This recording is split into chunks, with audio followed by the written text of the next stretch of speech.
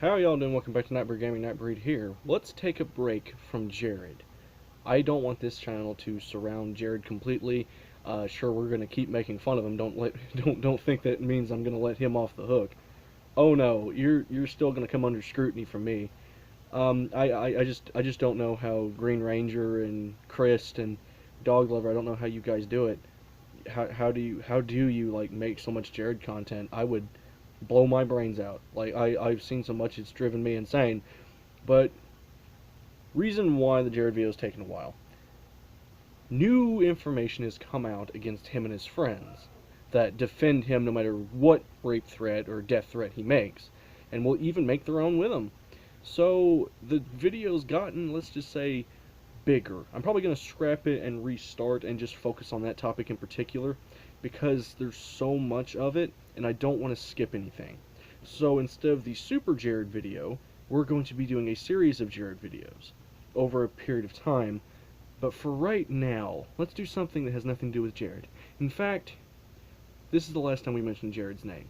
We're just going to talk about the best things that I've seen or listened to or read or watched, this year so far, given that the year is almost over at this point and the holidays are beginning.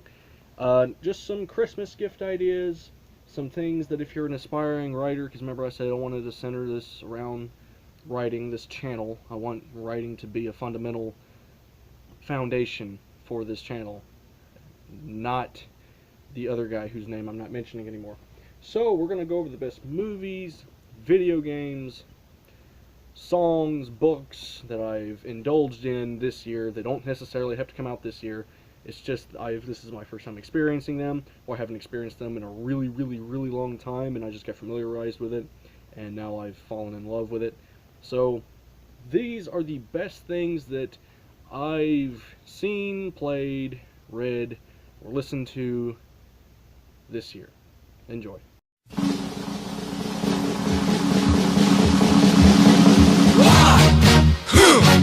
Yeah. What is it good for? Absolutely nothing. Yeah. What is it good for? Absolutely nothing. Say it again, y'all. Look out. What is it good for? Absolutely nothing. Listen to me. Let's start with music, since it would be the simplest one to do, because I've heard a lot of music this year that I've just been really trying to expand my tastes and try to go and find people that nobody really knows and see how, what kind of new sound they'll bring, because let's just face it, mainstream music is just devoid of talent or creativity at this point, and it's just the same song over and over again. So we're going to start off with film soundtracks.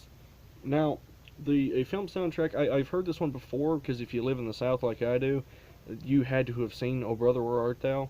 But this is the first year I've ever actually started listening to the soundtrack. There is a lot of really good music on here, and even if you hate country music, I think you'll enjoy this soundtrack, because this is before country music became beer and trucks and women. There were tales, there were stories about individuals, there was criminals, there was heroes, there was villains, there's songs about death, there's songs about going to heaven, songs about going to hell. Like, there's some really chilling, songs on this, and there's also really happy songs, and there's also, really exciting songs. It's just, all of it is here. There's chain gang music, there's country music, there's instrumentals, there's blues, all from this era. So if you also want some historical context, some really good historical context, you need to listen to this film soundtrack. It puts you right there in that time period. Every song. Some of these songs are original recordings from back in the 30s. Some of these songs are covers of songs that were in the 30s by people like Gillian Welch and Alison Krauss, who are both excellent vocalists, probably some of my favorite female vocalists in country music. And they have the Stanley brothers and Ralph Stanley, who I love, who did Oh Death. And Oh Death is just such a powerful, just haunting song. It's a very good song. This soundtrack is absolutely perfect. I listened to it on a loop, and I would highly suggest the movie as well, but I've seen the movie before, so it's not going to make it on this list. This is the first time I've actually sat down to listen to the soundtrack because it's so good. And I would highly suggest anyone, is one of the best film soundtracks I've ever heard. And that's not a lie at all. This is also a point in time in history, because I'm studying like modern music as of right now, and like there's a lot of really good stuff, and it's interesting to see how we've progressed over the last 100 years or so. This was a time when writing wasn't taboo in music, where it wasn't something absolutely crazy or people didn't think it was boring to actually write good in music. Because nowadays everything is so blunt and so obvious and so dull in mainstream music. Like you never listen to a song and go, I wonder if there's a deeper meaning. No, you understand it perfectly, which is why you like it, because it triggers something, because, oh, it's familiar. So, and it was nice that back in the 30s, even people that you would think were illiterate were actually taking strides to write these really creative songs, whether they be serious or more uplifting or goofy, or you seen as like an escape. Like, so, like the more comedic undertones of like Big Rock Candy Mountain, when you take it and put it in the context of this person that lived in this dirty dust bowl during the Depression and saw nothing but bleak brown and gray all the time, and he's talking about this really imaginative, colorful place where there's whiskey streams and stuff and cigarette trees. In the Big Rock Candy Mountains, there's a land that's fair and bright, where the handouts grow on bushes and you sleep out every night, where the boxcars all are empty and the sun shines every day on the birds and the bees and the cigarette trees, the lemonade springs where the bluebird sings in the Big Rock Candy Mountains. It's really funny. Or when it's more serious and talks about really deep concepts like death, like Oh Death by Ralph Stanley is really twisted and the lyrics are really deep. Like there's some really crazy stuff, or even like Lonesome Valley. Oh, the young, the rich or poor, all alike me you know. No wealth, no land, no silver or gold, nothing satisfies me but your soul. But then there's songs like Man of Constant Sorrow that reflect the film and basically just chronicle all of his travels. I am the man of constant sorrow. I've seen trouble. Hot damn! This is Soccer Boy! Like I said, the writing and the music is really good for that era. And it's still good by today's standards, because nobody tries anything. And please nobody put in the comments, Childish Gambino tries, because he's the exception, not the rule. I guarantee you cannot think of anyone else in mainstream music as prominent as he that takes strides to actually make risky, in-depth music. So that's pretty much all I have to say about that soundtrack, but I really could go on, but this video is dedicated to everything rather than a single subject. So let's move on to the next. The next film soundtrack will also come from a Coen Brothers movie, the one that they released this year, The Ballad of Buster Scruggs. Now this film is composed of 6 different films, but the first one is a musical set in the West. And so they actually, unlike The Greatest Showman, actually used music from that era and time period to fit it when they did musical numbers. And it was awesome. So I'm just going to play a couple of clips on it. It sounds authentic. It sounds like the real music from back in that time. The old-timey kind of sounding music, like that's kind that Marty Robbins would try to replicate when he would do music. That's what it sounds like, and it sounds good. And Tim Blake Nelson has got a really good voice, and it's perfect for this kind of music. And what's even cooler is that Gillian Welch, who had a hand in the music in Oh Brother Where Art Thou, has helped write some of these songs. And the songs, not only are they authentic, and do they sound authentic, they also pertain to the film, and also you can hear, if you listen to them, they do sound like musical numbers, but they sound like country music at the same time. It's really cool. It's hard to explain. I'm going to have to show you. Keep a moving, Dan, don't you listen to him, Dan. He's a devil, not a man, and he spreads the burning sands with water. Water. Dan, can you see that big green tree where the water's running free and it's waiting there for you and me? Let me tell you, buddy, and it won't be long, till you find yourself singing your last cowboy song. The next film track we'll be discussing is more of a score than it is an actual soundtrack, and it is from Christopher Nolan's Interstellar. Now, if you have not heard this soundtrack, you need to listen to it before you die. It is that good. Don't even watch the film. Just listen to Hans Zimmer's soundtrack for this film. It is so breathtakingly gorgeous, so unique, so beautiful. I cannot describe it with words. You know that stupid techno thing that people do sometimes in their scores to make their soundtrack sound more spacey? He doesn't do that, and it still feels like it came down from the heavens. It still sounds absolutely majestic and massive, and I can't describe it with words. I would have to show you clips, because it's just all so good, and you can listen to it every day. You know, it sounds mighty, it sounds like, I'm just gonna shut up and just play clips from it.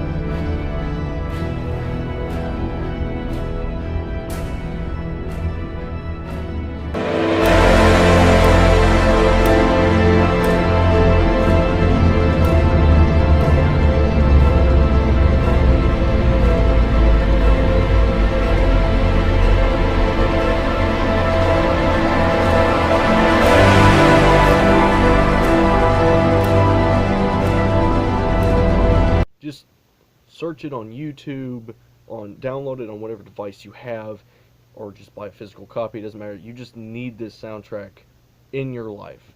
It is so good, so unique, and Hans Zimmer really is one of the greatest artists of our time. And the fact that he's creating all these, magnificent things when there's so many composers out there just writing really generic music, like for that Dark Tower movie, or just recycling old ones and claiming to have written new ones like the new Star Wars movies do.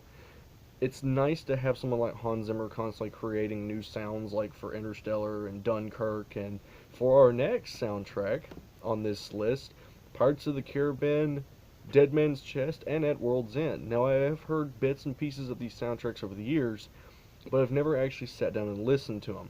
The two best ones, to me, and if you want to hear them, to me, in their best quality, it's to some of the suites and stuff like that people create for YouTube, is the Marry Me suite.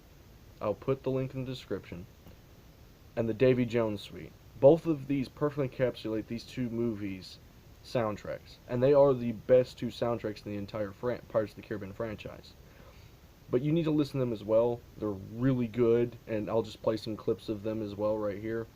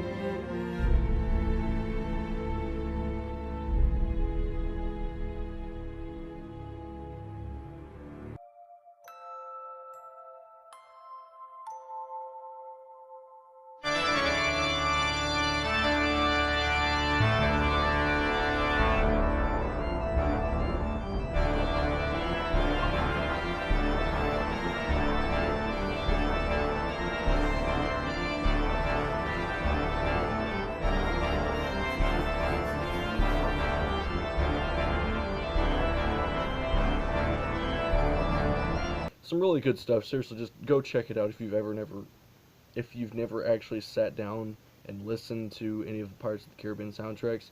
Listen to 2 and 3s, and that's pretty much all you need. Now, the next film on our list of music is actually not from Hans Zimmer, but it is from a film from a composer whose name I cannot pronounce, and it is from a film that will actually be on this list that I've seen this year called The Revenant. Just imagine Gladiator out in the woods, but it is an excellent film, and the soundtrack is just as good and perfectly encapsulates this sense of dread and sadness and sorrow. It is really good. I'll just play a clip.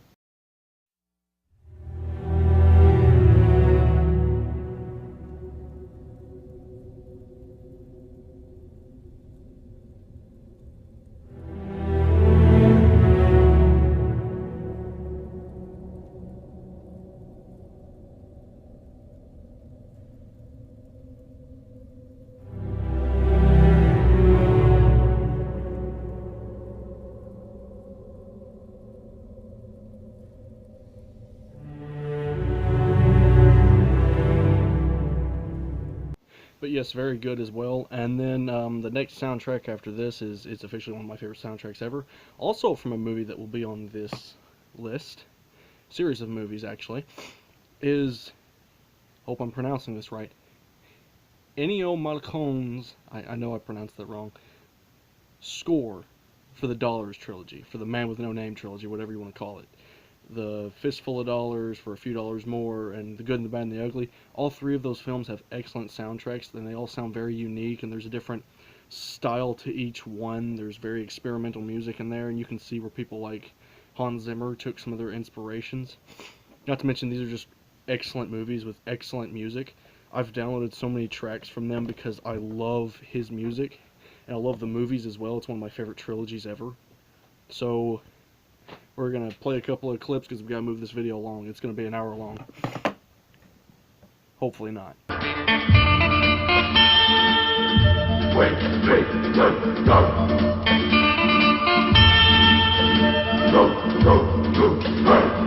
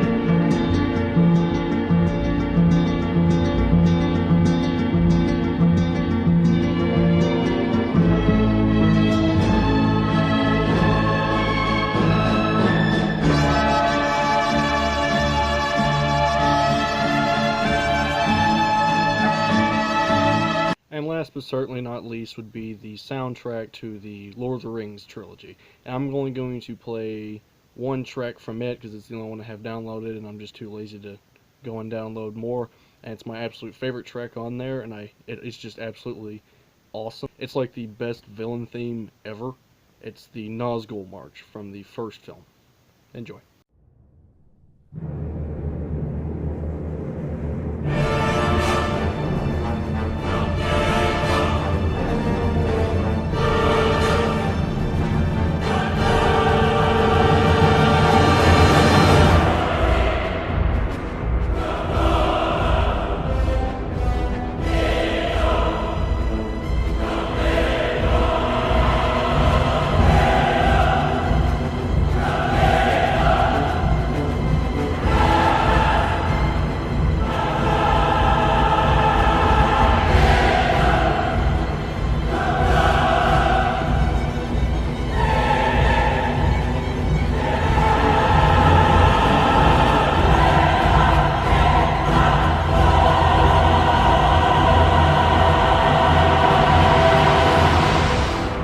that the movie soundtracks are over, let's wrap up the soundtrack portion of this with video game soundtracks. And the best video game soundtrack I've heard this year, since I haven't played a lot of games this year, would have to be Metal Gear Solid 3 soundtrack.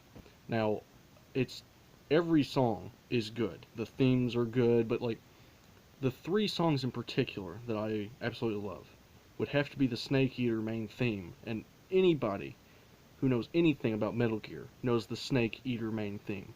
It's the absolute best song in Metal Gear history. And then you have Way to Fall by Star Sailor, which is also excellent, and Don't Be Afraid.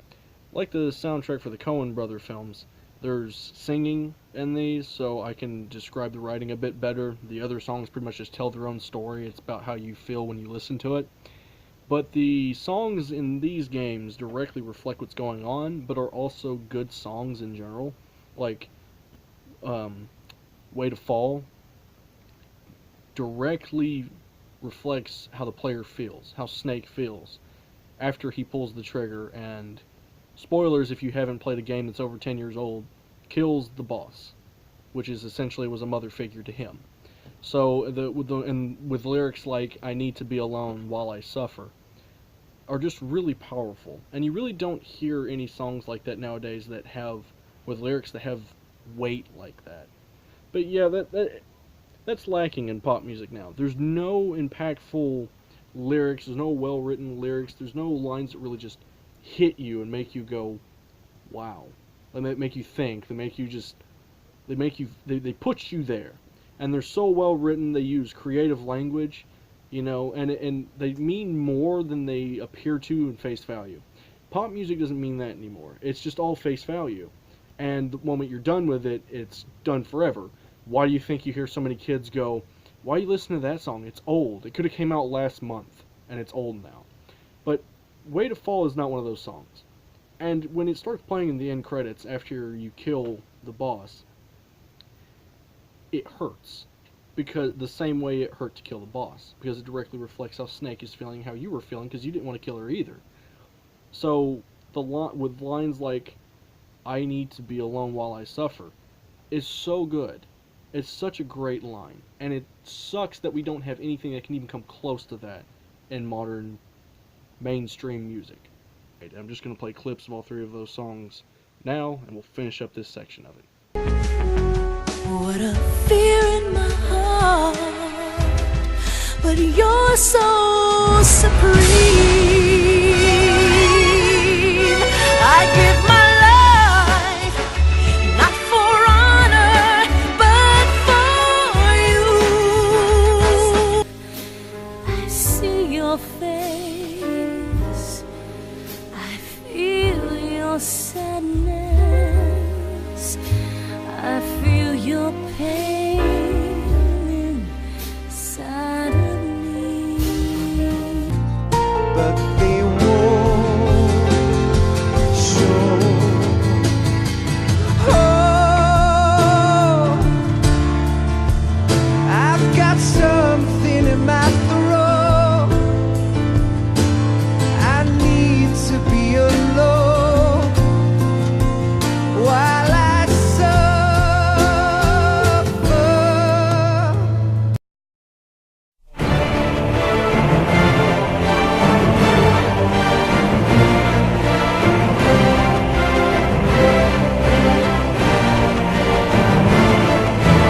Alright, now we'll be talking about music that I've listened to that has nothing to do with films at all. So, we're going to start off with some bands that I've heard for the first time this year that I really like, and that I really think raise the bar in music and bring their own sound and take liberties to actually write something that isn't stupid and can be conceived and consumed and understood by a third grader. So, we're going to start off with bands, and we're going to start this off with a rock band that's got more of a kind of rock, kind of blues. They sound like American rock and roll, except they're from Iceland, and they do a better job replicating this sound than any other artist working in the modern music industry today, other than Greta Van Fleet. So, their name is Kaleo. I hope I'm pronouncing that right.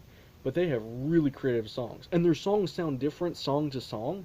So you have some that are like really upbeat and have that rock and roll kind of, you know, feel to it.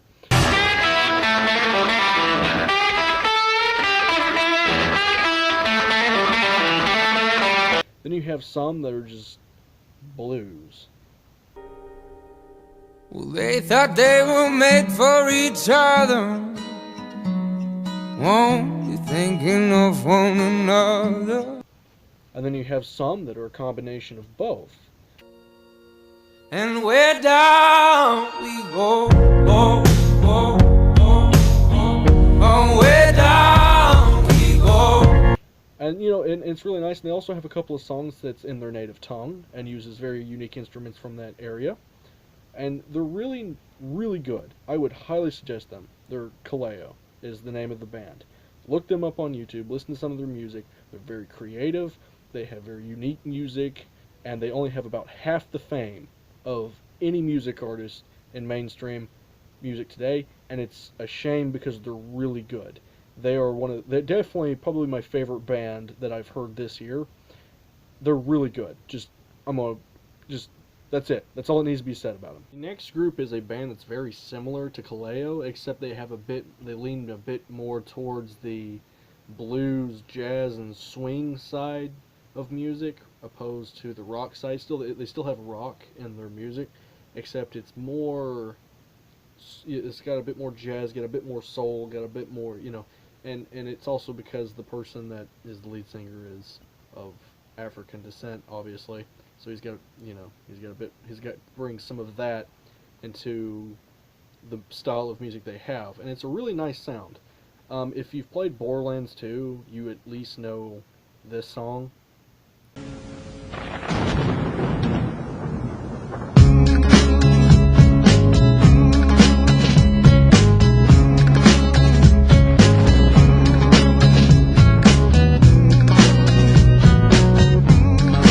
Which also has really well written lines and stuff like that. This one here being my favorite. Hey, your mother, giving up on asking why you lie and you cheat and you try to make a fool out of she. Yeah, that's another line that has a lot of weight to it because it kind of makes you think. You're like, oh my god, did he actually kill him? And we got some also really good ones. Here's one. Same old's got some, you know, it's got that swing to it.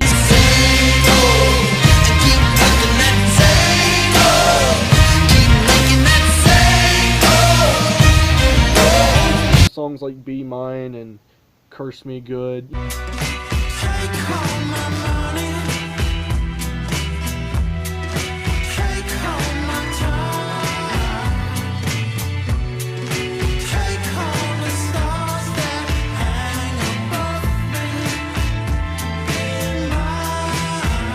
You know, like I said, they have a very classic sound, but it sounds fresh at the same time. Something only someone like I've ever heard like John Newman do as of recent. They're really good, almost as good as Kaleo. I would highly suggest listening to the heavy. Like I said, if you've played Borderlands 2, you already know a couple of their songs. They're really good. Go check them out. The next favorite group of mine is a bluegrass group, a modern bluegrass group that has a very similar sound to the older bluegrass and country music of like the 30s, the same era where all the Oh Brother Where Art Thou music comes from. It's a group called Three Tall Pines, and they have written one of the most well-written songs I've heard this year, if not the most well-written song I've heard this year, and it's called Stone Walls, and it's the only one I'm going to showcase here because I want that to be the hook that gets you in on more of their music. They have a lot of really good music, but there's one line in particular in this song that is so impactful. It's about a man who returns to his old hometown that's out in the middle of nowhere. It was a farm area where there was barns, not a lot of houses, not a lot of people. Everyone knew everybody. And it's different. It's all changed. There's new people, there's houses and where the cornfields used to be. And my favorite line in the song is when he says, "The old dirt road was paved." I know it sounds like such a stupid line, but when you think about it in context and what he means, the concept of the new taking over the old becoming obsolete. Everything we knew is slowly going away and will eventually go away. That's the way of the world. That's the way things change around here. That's how the world works. And it means so much when you think of it like that. When you think of it in the context he puts it in, the old dirt road was paved. You know, it's been modernized. The world you knew is slowly going away. And it's such an impactful line. And I'm just going to play a clip of the song, and I hope you enjoy, because I love this song. These times have changed since my young life. I never thought I'd see the day. There's houses in the cornfield around a falling down barn, and the old dirt road was paved, and the old dirt road was paved. But seriously, go check them out. They're really good. Even if you don't like country music, give their stuff a shot. Again, they keep to the style before country music became beer, trucks, and women. They keep to that old style, where they just basically talk about what's been happening in their lives, what happened to them today. They tell some sort of deep story about some character traveling or something like that. It's that kind of music, not beer, trucks, and women. They keep to the old style and are not mainstream at all, and I really like them. The next group I want to talk about is a band called Whiskey Myers. I've only heard one song of theirs I really like. It has the absolute best description of a heart. It was actually, this song was called Stone. And it has the absolute best description I've ever heard of a man's heart turning hard. You've heard the term before, you know, my heart is hardened, I've gone cold, you know, stuff like that. But the way he describes it is such a unique way of saying it. It's like he's directly talking to his heart, saying, sweet, sweet heart of mine, I'm gonna break again 1,000,000 times. He's telling that I'm gonna break you again. You're gonna get broken. And the only way to protect you is to turn you into stone. So, and it's such an impactful line of dialogue, and it's so well written, and you feel it, you know, and it's really hard to explain. You'd have to listen to it for yourself. But the way he says it, he's talking directly to his heart. And instead of saying my heart's turned to stone and then being done with it, he goes on it's like the entire chorus is him talking about his heart turning to stone. So definitely the best line in it is, I'll have you turn to stone. And he's talking to his heart. I'm going to play a clip from it now. Go check that song out. Excellent song, excellent writing. Sweet, sweet heart of mine, I'm gonna break again 1,000,000 times. Oh, is this too far gone? Oh, have you turned stone? The next group we're going to be talking about is a culmination of 4 of the big outlaw country music stars of the late 70s and 80s. And it is a group called the Highwaymen. It is a culmination of Waylon Jennings, Johnny Cash, Willie Nelson, and Chris Christopherson. And I have heard their music, of course, before. I've heard the Highwaymen, and it's, you know, one of my favorite country songs. But they have so many other good songs. You know, they have American Remains, they have I'm Gonna Live Forever, they have Silver Stallion. But I think their 2 best written ones, and besides, before I get into that, their sound is so unique because it's like a combination of everything they do good. And each song basically consists of one of them singing a verse, the next one singing a verse, and all of them just singing together. And it works well because usually when they start singing, it's from their point of view. And it's cool because it seems like a group of friends got together and just decided to start singing. You know, like, and that's what it feels like. And you can almost feel this friendship amongst them as you're listening to the songs. And and also the plots of their songs and the writing are usually really cool.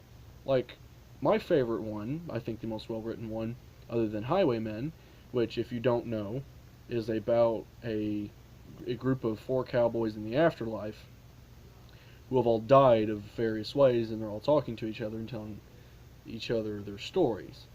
And it's a really cool song. They have a similar song called American Remains. The difference here is that none of the characters in this story die.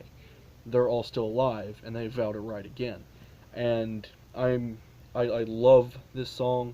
Every single singer has his own story to tell that's very unique.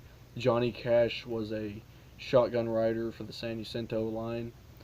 Was shot by a bandit, but he was wounded, and he came back, and he says, "I'll ride again," and that means, so much, and then next is, I believe it's Waylon Jennings is next, and he is a river gambler, and he got caught cheating when the captain bumped a sandbar with his boat, and he was thrown overboard, but he promises that he'll ride again. And then you get to the chorus and all 4 of them singing. Willie Nelson's character is a farmer during the Great Depression, and he tries to save his farmland, but he's already too late. He can't save it. The Dust Bowl is there, and it's destroyed everything. So he basically vows that this hasn't defeated him. He's going to come back. And the last song is arguably probably my favorite one other than Cash's, is Christofferson, and Christofferson is an American Indian, a Cherokee Indian, and he tells his tale of how him and his tribe and his family and his lineage left this land to him, and he loves this land. This is his land. This was the land of his ancestors, and the white man came and took it with boats and trains and dirty factories. And like I said, there's a lot of really good writing in this song, and the term "I'll write again" means that none of these characters are down and out. They're coming back. People will write down their names in history. There is a hero like that in all of us, according to the song. The poet's pen will write again. And it's, like I said, there's a lot of really good writing. You wouldn't expect country music to be the staple of writing in a lot of ways. And in a lot of ways, they actually have some of the most well-written songs ever. Like Marty Robbins and Johnny Cash and people like that have really well-written songs. And the Highwaymen songs are no exception. American Remains is an excellently written song.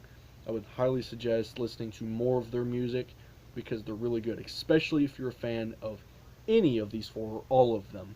You'll love their music. Like I said, it feels like a group of friends singing together. We are heroes of the homeland, American remains. We live in many faces and answer many names. We will not be forgotten, we won't be left behind. Our memories live on in mortal mind. And poets will rise again. The next group is an Irish folk band that I heard while I was studying history of modern music. They're from the 80s era, whatever. And they did a cover of a song that was written in the 1890s. It was called When You Were Sweet 16. That was by another Irish folk singer. And they have the absolute best version of the song. This cover of this song was absolutely gorgeous. Now, the writing in the song was gorgeous anyway. Probably one of the most well-written love songs of all time. Yes, even up there with, like, Elvis Presley's I Can't Help Fall in Love with You, or, anything by Dean Martin. Like, I can't even pronounce the name of the song that I like. I'll just play a clip from it maybe. But it is so good. You really feel the love. You feel it from your heart. He really, I know I sound like Jared, but this guy, the way he sings it, he feels passionate about it, and you can hear it. You can feel it. It can't be described with words. I know it's a running theme in this video is that it can't be described, but the writing's really good too. And it's nothing major or in-depth or has anything, but he takes time to actually describe this feeling that he's had for his wife, that's what the songwriter wrote it for his wife, because he felt like they were drifting apart.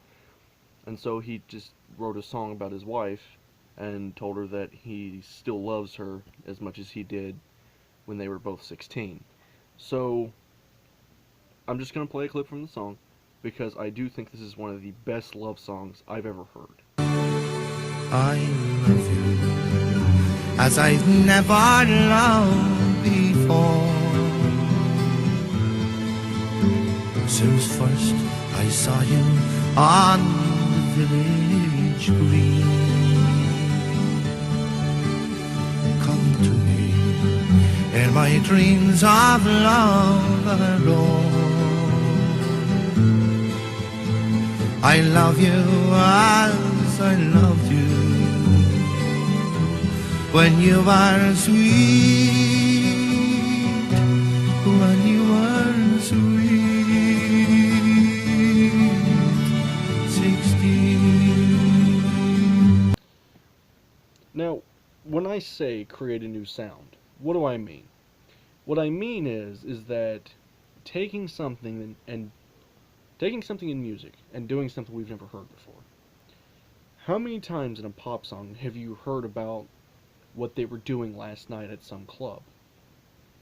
There's so many similar songs. Like One Republic had one that was, what was it called? If I lose myself tonight, I'll have you by my side or something along those lines. And Maroon 5 just recently did a song that's like almost the exact same song. There's so many songs that are so similar to each other, and they keep copying over each other because they've got the same songwriters working for both groups. And so naturally, since they have to put out a song now, today, something that the kids will like, it doesn't have a high comprehensive level, and it's not very good, and it doesn't have anything new. It just sounds the same. It has a little electric or a little weird warbling sounds, everything's auto-tuned. It sounds generic. There's nothing new. So when I say new sound, you can even take an old sound and do something interesting with it. I mean, blues was created by a couple of black guys in Memphis with bottles.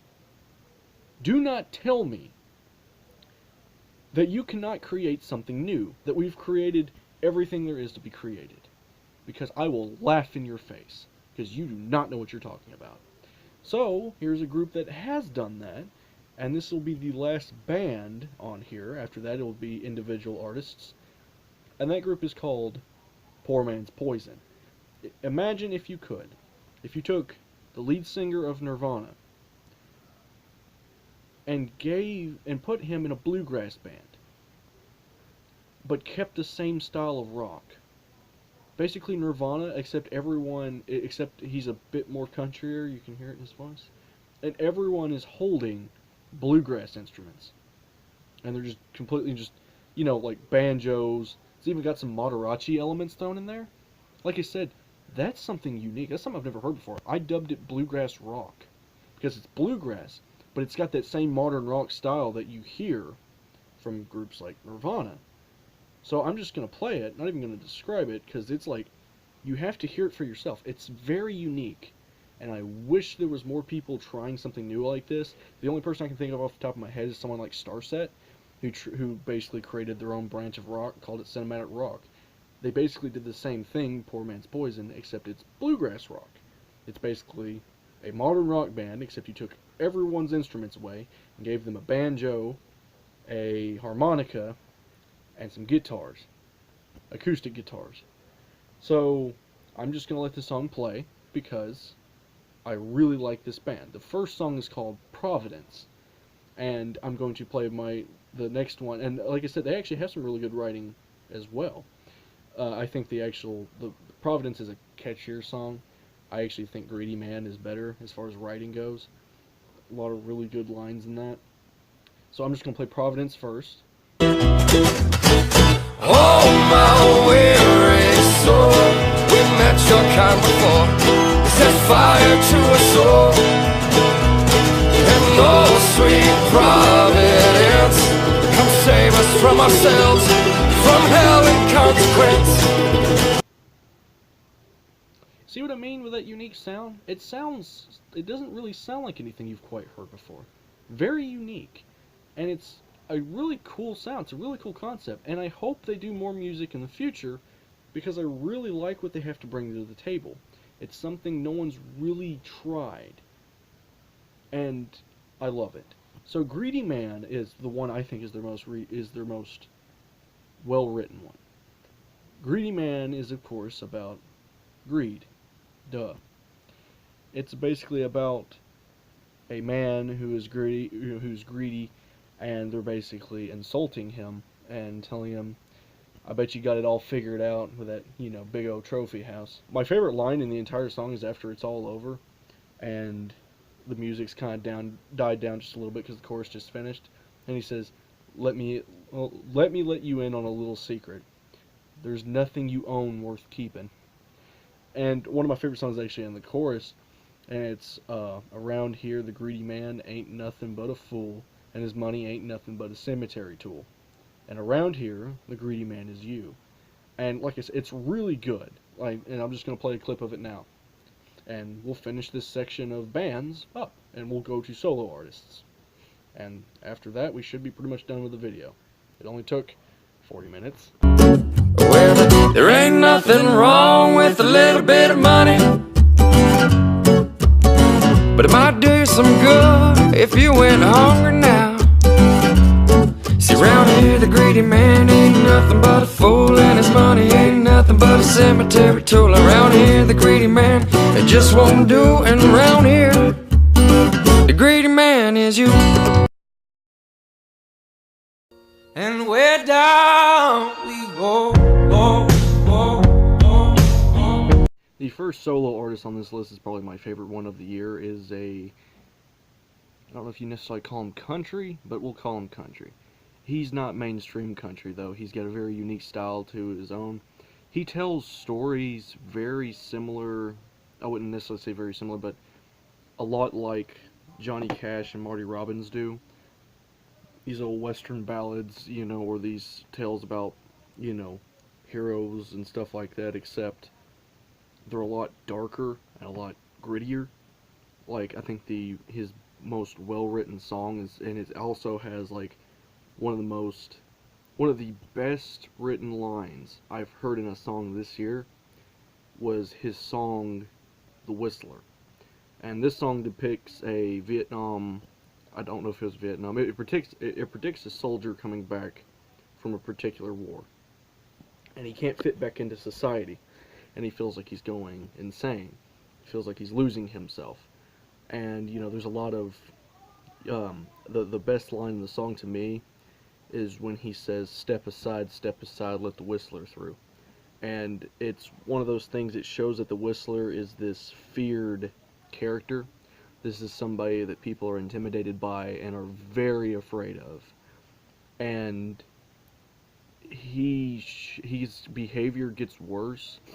And one of the best lines in the song also that really just cements his character was, this time is different, it's not like the time before, and I cross my heart that I won't kill no more. And it feels like he can't keep that promise, that he's slowly going insane. And like I said, it's a really good song. And he's, just as good as Marty Robbins and Johnny Cash. He's just got a bit gruffer tone, and his characters are a lot darker, like the Matador, the Whistler, David Carnage, characters like that. Like you said, he's got some really good stories to tell. I'll just play a couple of clips of him because he's really good. He's not mainstream at all. He has his own style about him. He doesn't follow the crowd at all. He is his own guy. He's got his own style. And I really admire him. Also, he's got a really deep voice and it sounds really cool. If you've ever seen Sons of Anarchy, you've at least heard one song from him. So I'm just going to keep it at that. And because this video is almost an hour long now, and we're going to move on to the next one after we play these two clips.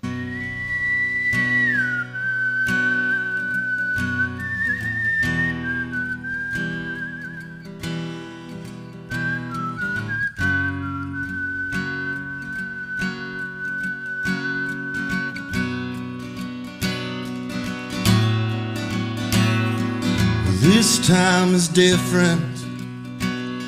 It's not like the time before.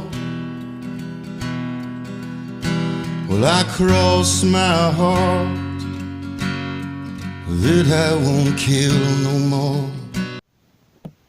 Now, the next artist on this list was the singer that was in the new Ballad of Buster Scruggs movie that shot and killed Buster Scruggs, and was the other singer that was, after he killed him, was singing When a Cowboy Trades His Spurs for Wings with Tim Blake Nelson as he ascended into heaven. So I heard the song, I looked it up on YouTube because I love Buster Scruggs music, and I found that this guy, his name is Willie Watson, has done other music, and he's pretty good. He is not a mainstream country artist, he's more of a folk bluegrass singer, and sounds closer to the old-timey style than any country music artist in the mainstream today. Because country music has changed so drastically that they don't even call what used to be country music anymore. They call it Americana, because it's too different. Country music has changed radically for the worst, and it's getting worse. But people listen to it because it's about, girl, we're gonna go get in my truck and we're gonna go drink a beer. It's like every single song is the same one. When you write a song called Hunting, Fishing, Loving Every Day, and it's not a joke, you suck at writing music. So Willie Watson is not like any of them. He's better. Way better than any of them.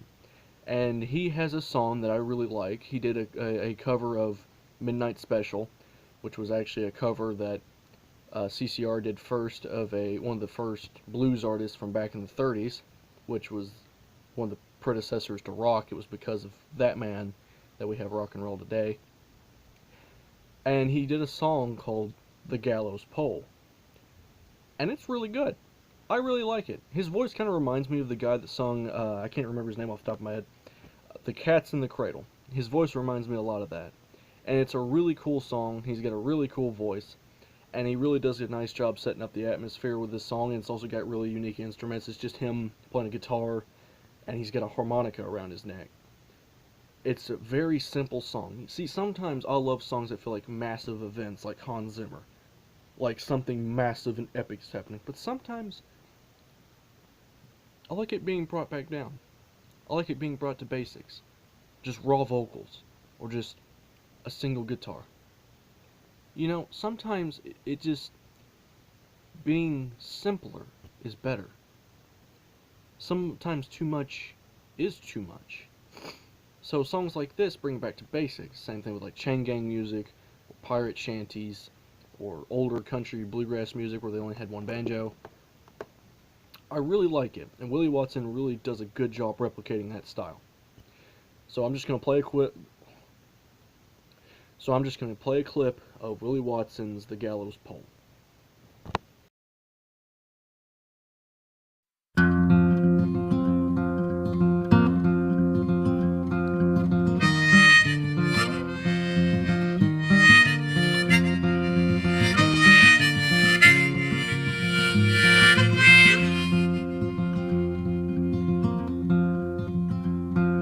Wait a little while, hangman, wait a little while and see. I think I see my father coming way across the sea. Father, did you bring me silver? Father, did you bring some gold? Or did you bring me, dear father, to keep me from the gallows pole?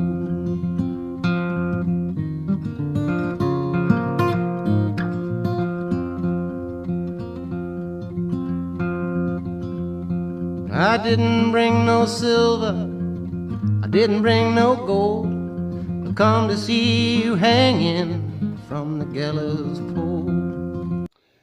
And the last person on this list before we move on to part 2, and in this video that was way longer than I thought it would be. When I asked at the beginning of the video, can you think of a single mainstream artist that tries as hard as Childish Gambino to make risky music? And you couldn't think of any. If you couldn't, I'll think of one for you. He's semi-mainstream. His name is Rag and Bone Man. This guy has got soul in his voice, and he also has a really unique.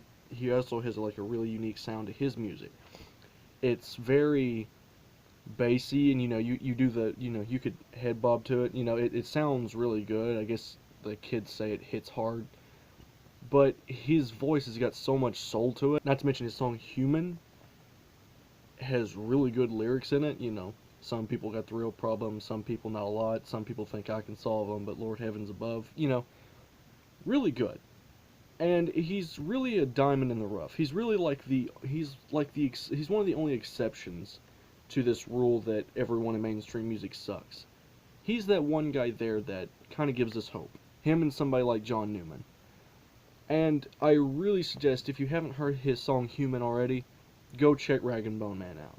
And with that, we'll end the video after I play this clip, after I give my final thoughts. And enjoy. I'm only human after all.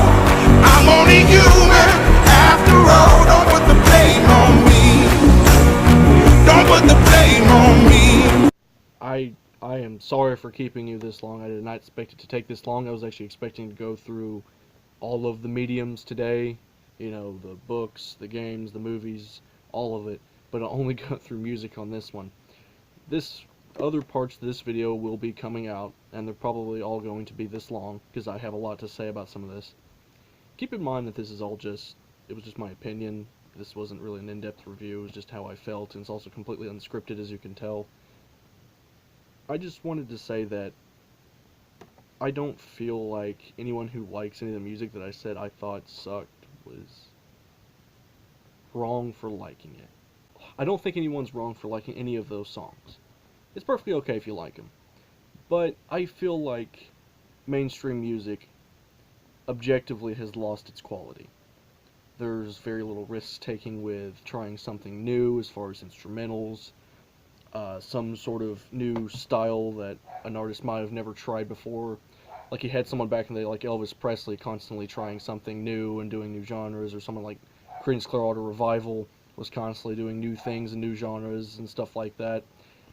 We don't really get that anymore. It's a lot of our music from genre to genre sounds the same. Every single pop song seems to be like my butt, my boyfriend, and every country song is hunting, fishing, and loving every day, and beer and trucks, and every rap song is hoes and Xanax and the N-word, and it's just all garbage, and it's all the same. And so the reason why I mainly posted this video was to kind of give you some alternatives if you're also tired of that and can't find anything that you like in this generation of music. So I gave you some from today, and I gave you some that are a little mainstream, and I gave you some from back then, and I tried to give you a bit of a variance. I tried to give you a break from the same old, to try to broaden your horizons a little bit.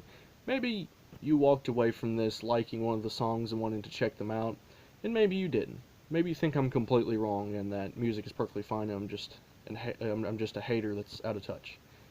That's fine. No one's wrong for liking anything. But I just feel like music is dying, and I feel like these people are the far superior examples to music today. I feel like music is growing less intelligent as time goes on, and these people still have very intelligent lyrics and very in-depth concepts and writing and stuff like that, like death or PTSD and stuff like that, whereas a lot of these modern songs, they don't. They're all about the exact same thing and done the exact same way, and they're auto-tuned and they're not real, and they're, I want more, because again, as an art form, art and music cannot go forward if we just look at it and say this is as good as we can do. No one should ever have the standard that this is all we can be on anything, because we can always do better, and that's what the human race is about being better, that we can go farther. So you can't just say it's good simply because it exists. It's good because it's just music. No, you need to look at it and say, we can do better than that. Even compared to these songs I just showed you, we can do better than that. I want someone to one-up them. I want someone to do better than them. to make them look like the trash. Because that's what we are. We are growing as a society. So why should our entertainment be any different than our technology, than our school systems, than our anything? Why should that be any different? Because it should be reflecting who we are as a people. And if we're not asking for more, if we're not constantly demanding more, if we're not constantly demanding better quality, then how do we expect it to get better? How do we expect anyone to try, to strive, if we're constantly just saying that anyone can do it?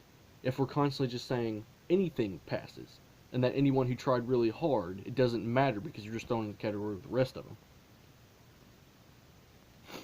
It's really disrespectful to the people that tried, that wrote really good music, that wrote really good lyrics that weren't understandable to a third grader. To look at them and say, you're just as good as Halsey, or just as good as Katy Perry, or you're just on par with, like, it's insulting to say that these people that actually tried are only as good as them, are only as good as everyone. That's like participation award mentality, that everything is good. Sorry, but it's not. You can't just accept what it is because it's popular.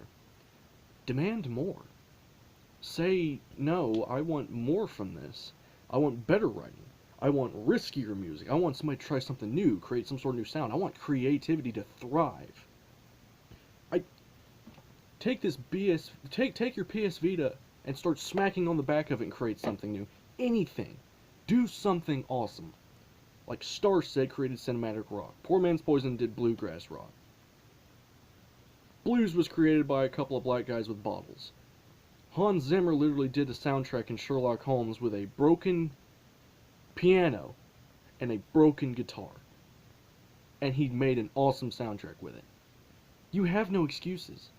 If you're really a creative musician, give me something new. Experiment. That's why I love the 30s and the 70s. Probably my two favorite decades in music. Very experimental. Because that's what they were demanding. That's what the music industry was demanding. They were sending people out into the country and out into Memphis and areas like that to find someone who had something new. And they would find these blues artists, and they would find these country artists that had some sort of new sound that they made up. Some sort of new instrument they had. Some sort of new way of playing music that had never been played before. And showing it to a broader audience, like the Carter family, and like Jimmy Rogers, and people like that. And the 70s was very experimental, you know. That was like the decade of classic rock was at its absolute highest. That is the absolute best decade for rock, was the 70s. We had people like Journey. We had people like Creedence Clearwater Revival. We had people like The Animals. We had people like Billy Thorpe. We had people like Dion. We had people... It just... artist after artist after artist after artist after artist, and they're constantly trying new things. They're putting a little bit of a sound in there to sound a bit different. People like CCR intentionally sounded different than everyone else. They intentionally had a sound that no one else had. And that's what makes them so unique, and that's why they have a cult following today, pretty much. Because they were never as popular as any of the artists when they first came out. But now, they're hailed as one of the greatest rock bands of all time. So, it's important that we stay creative, that we stay inventive. And that's why I posted this video, because I wanted to show you some of my favorite ways that music artists are doing that, or have done it, or still doing it. Because I loved all these songs, of course, but I feel like those have something that modern music doesn't. And that's a sense of creativity, heart, and individuality. So, I hope you enjoyed the video for the hour that it's run. And I hope that you actually listen to some of these artists that I've shown you. They're really talented and they're all really good. I hope you give all of them a shot. I will see you guys for part 2 where we will cover books, games, and movies, hopefully all together. And if we can't do that, we'll keep splitting up into parts till we get this all done. I want this done before Christmas. So I will see y'all later. See you for part 2. Goodbye.